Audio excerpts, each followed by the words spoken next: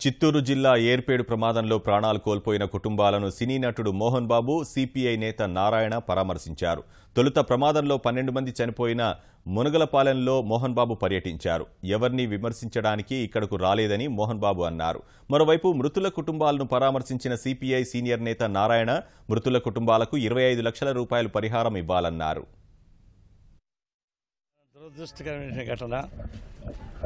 మునగలపాలెం వాసులు అందరూ రైతులు, ఆత్మగౌరవంతో బతికేటువంటి రైతాంగం. ఎందుకంటే రైతాంగం వ్యక్తిగతంగా నాకు బాగా తెలుసు, నా బంధువులు కూడా దీనిలో ఉన్నారు. ఇప్పుడు చూస్తుంటే అర్థమవుతుంది. వీళ్ళెవరు ఎవరిపైన ఆశ్రయించేవాళ్ళు కాదు, స్వయంగా వాళ్ళు బతికేవాళ్ళు. ఇది ఒక పని జరిగింది కాదు, దాదాపు 5-6 నెలలుగా ఇక్కడ ఇసుక దందా పైన ఆందోళన చేస్తున్నారు. అందుకే సిట్టింగ్ జడ్జితో ఎంక్వైరీ జరిగితే తప్ప న్యాయం జరగదు. దీంతో పాటు తక్షణం వీళ్ళని యాక్షన్ తీసుకోవాలి. కానీ ఇటువంటి సందర్భంలో నేను వస్తాను అని కల్లో కూడా ఊహించలేదు. సువర్ణాక్షరాలతో రాసుకోవాల్సినటువంటి గ్రామం ఇది మునగలపాలెం.